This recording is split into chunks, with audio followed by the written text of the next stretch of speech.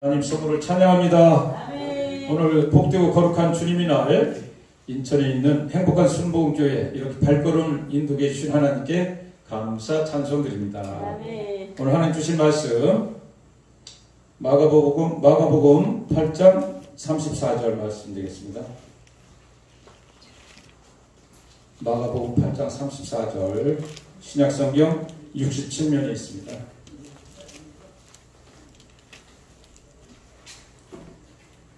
무리와 제자들을 불러 이르시되 누구든지 나를 따라오려거든 자기를 부인하고 자기 십자가를 지고 나를 따를 것이니라. 아멘. 아멘. 오늘 말씀을 나누기 전에 찬양 한 곡 올려드리고 말씀을 서로 상고하도록 하겠습니다. 몇 장이죠? 2064. 4 3.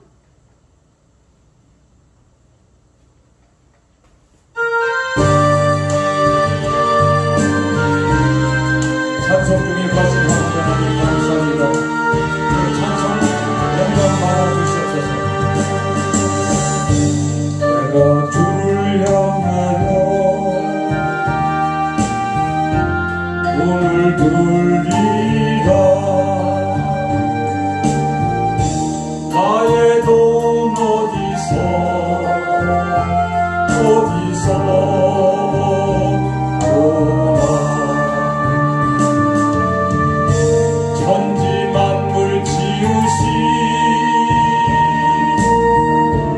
너와 나를 만드신 창조의 주 하나님, 축복의 주 하나님,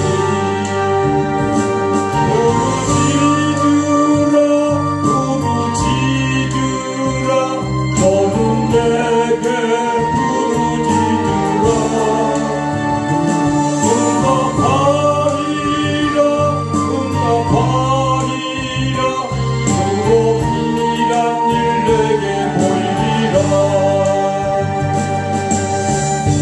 내가 주를 향하여 기뻐하리라. 나를 사랑하시는 나의 주 그리스도 십자가의 보혈로 내 죄 씻어주시는 용서의 주 하나님, 구원의 주 하나님, 기뻐하여라 너는 항상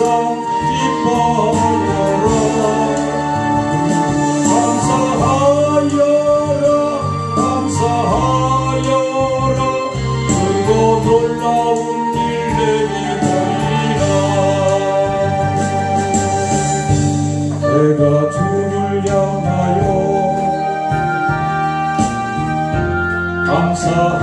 감사하리라. 나를 도와주시는 나의 주 성령님, 환난 고통 당할 때 나를 보호하시는 능력의 주 하나님, 생명의 주 하나님, 찬양하여라 할렐루야 찬양하여라. 소리 높여서 찬양하여라. 영광 찬양의 주 예수 그리스도. 아멘. 그렇습니다. 영광 받으실 분은 오직 예수와 분만이 우리 구주인 줄 믿습니다. 오늘 본문 말씀을 오늘 주제는 무리와 제자. 한번 따라서 해보세요. 무리와 제자. 무리와 제자. 무리와 제자. 무리와 제자. 많은 사람들은 이 세상에 어디서 와서 왜 살며 어디로 가는지 알지 못하고 그냥 방황하며 살아가는 삶 속에 있어요. 그들 가운데는 행복이 없어요. 그저 이 세상에서 보고 느끼고 만족하는 삶을 살아가고 있습니다. 그러나 온전한 만족은 이 세상에 있는 것이 아니에요. 금은보와 명예에 있는 것이 아니라 내가 곧 길이요 진리요 생명 되신 주님과 함께할 때 참 만족이 있는 것을 오늘 성경을 통해서 한번 알아보기를 원합니다.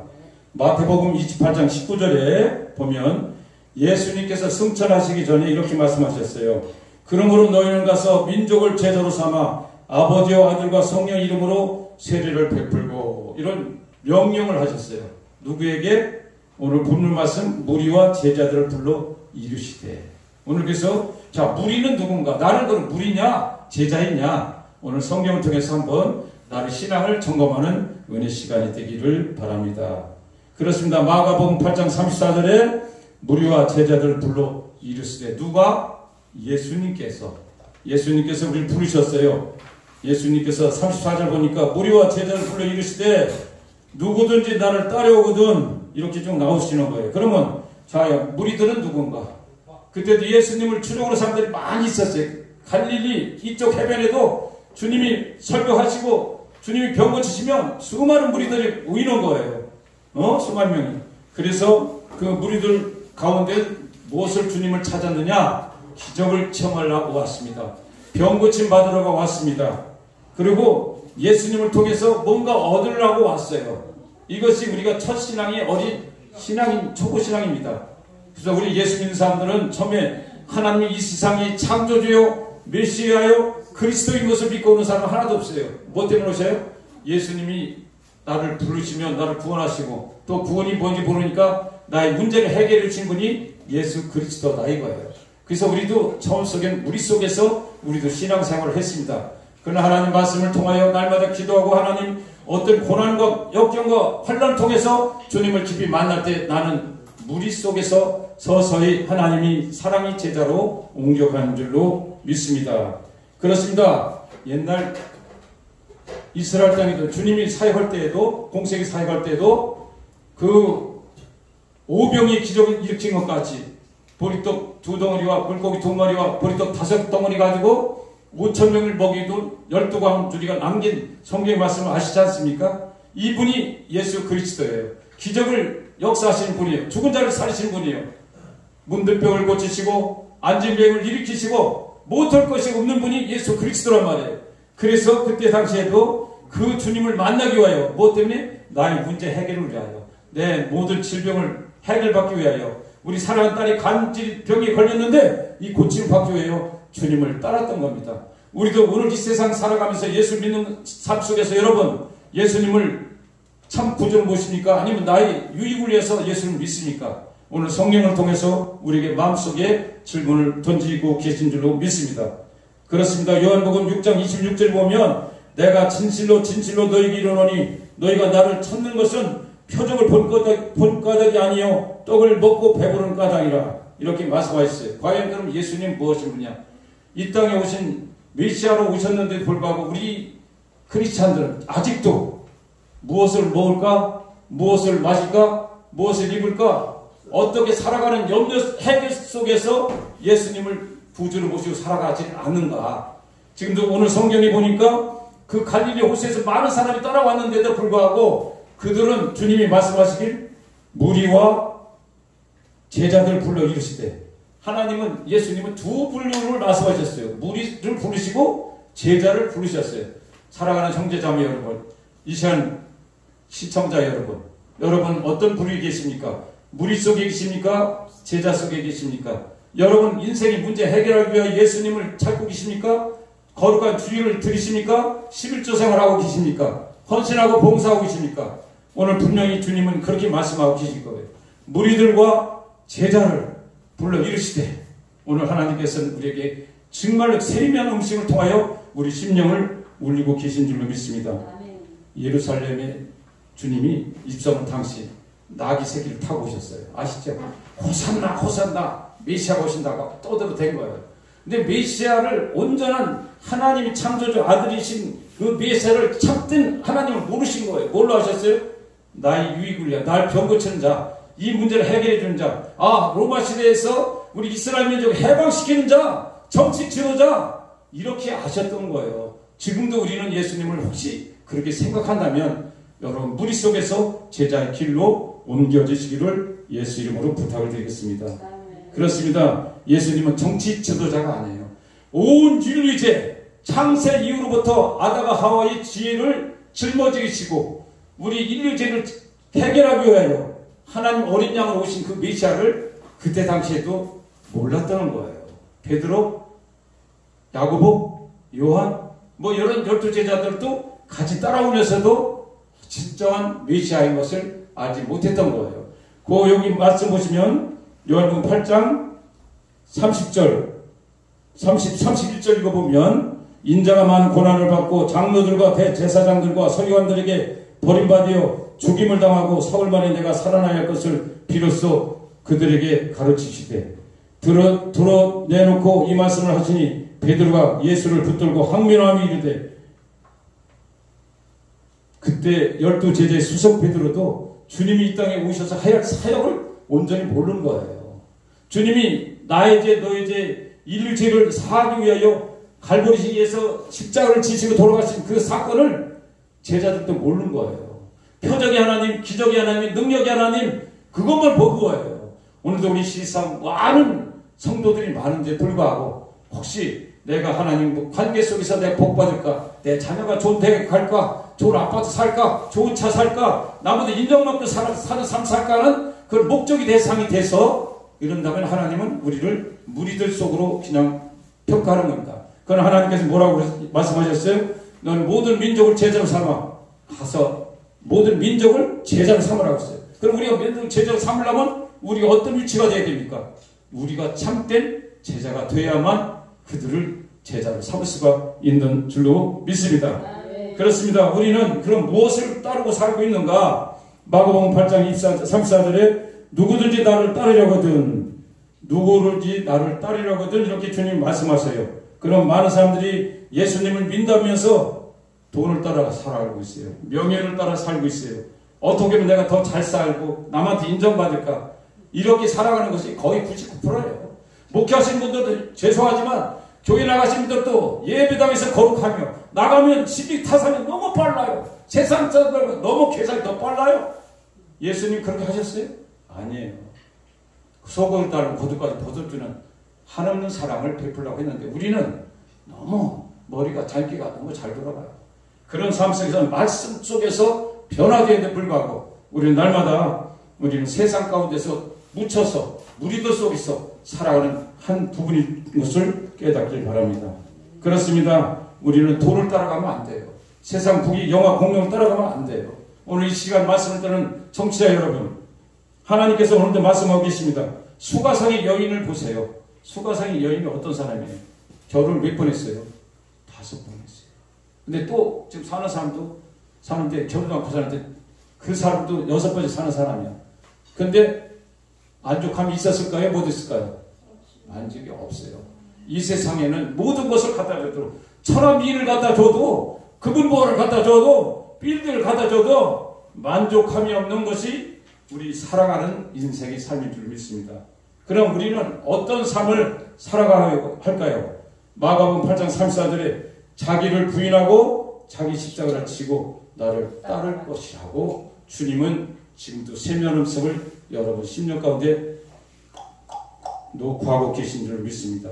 그렇습니다. 내가 한평생 70여 강건한 84년 숨 속에서 내가 정말 적당히 무리들 속에서 예수 믿는 형식을 하고 나 유익을 위하여 구하며 살아가는 그런 믿음이라면 다시 한번 오늘 본문 말씀을 통하여 나의 신앙을 점검해보고 100% 돌이키는 회개의 역사가 있기를 바랍니다.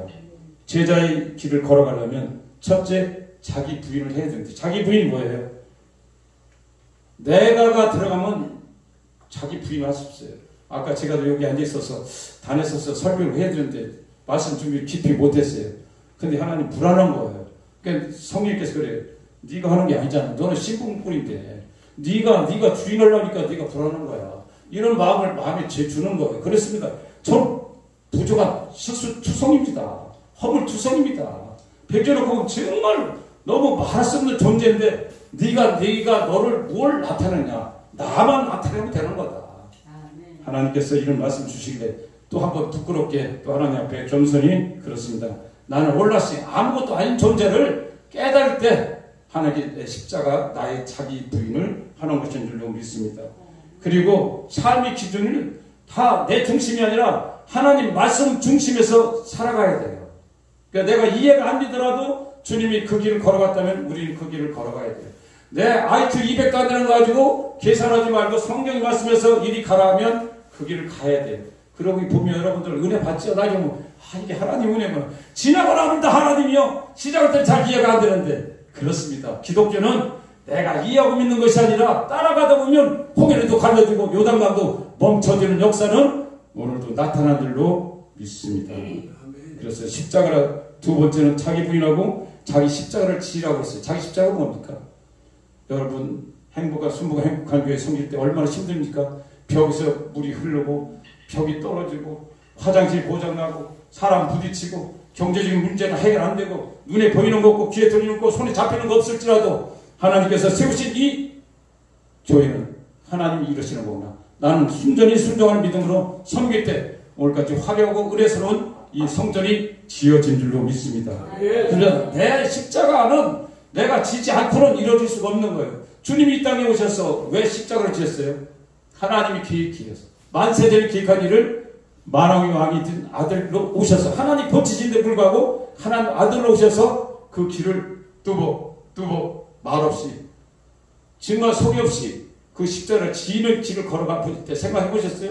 제가 엊그저께 신정대거리역에서 노방전도에서 이민아 전사님이 저에게 이거 프랭카드 이걸 끼워주는데 바늘로다가 살짝 찔렀어요. 얼마나 아픈지. 그러면서 주님 아버지 십자가를 얼마나 상상도 못할 이러면서 비교도 안 되는데 얼마나 주님이 그 사랑 말없이 그분이 말씀이나 우리같이 잘도 안 하세요. 그냥 표현도 별로 없으신데 그 길을 걸어가신 그 사랑 그거를 정말 여러분 조용히 성전에서 무릎 꿇고 기도할 때 하나님 그 음성을 듣고 그 사랑을 기억한다면 우리는 그저 그냥 아무것도 없이 그저 따라가가 될 줄로 믿습니다. 그렇습니다. 십자가를 지는 것은 주님 안에서 내 희생이요 나의 고난이요 나의 모든 것을 던지는 거예요. 그래서 마태복음 10장 38절은 이렇게 말씀하고 있습니다. 자기 십자가를 지고 나를 따르지 않는 자는 내게 합당치 않다고 그랬어요. 그러니까 자기 십자가를 짓는 것은 내 개인의 생각, 내 개인의 영달, 개인의 유익 이거는 다 버리셔야 돼요. 무엇을 먹을까? 좋은 옷을 입을까? 저도 그런 생각 많이 하죠. 저도 지금 모닝차 타고 있는데 16만 8,000km 뛰었어요. 어떻게 보면 면들 같은 거 다 버릴 차인데 그래도 하나님 주셔서 너무 감사해요. 너무 감사한 거예요. 왜? 이 차가 있음으로써 그래도 주의 사회 감당할 때 어떨 때 필요하게 또 주시고 그러니까 모든 것을 주신 은혜가 내가 한 것이 아니라 하나님 주신 선물을 생각하면 요 작은 것부터 모든 것이 감사하지 않은 것이 하나도 없다는 겁니다. 그래서 예수 믿는 사람은 그 사랑으로 훔쳐야 돼요. 인상 쓸 거 없어요. 얼굴이 굳어지면 안 되는 거예요. 얼굴이 날마다 펴져야 돼요. 왜? 그저 하나님 은혜이기 때문에. 오늘 숨 쉬는 거 은혜요. 걸어가는 거 은혜요. 오늘 이 땅에서 찬양하고 설교할 수 있는 거 은혜요. 형제들에게 차 한잔 대접할 수 있는 것도 하나님 주신 은혜인 줄로 믿습니다. 저는 항상 제일 좋아하는 말씀이 노 크로스 노 크라운. 고난이 없는 부활은 가짜다.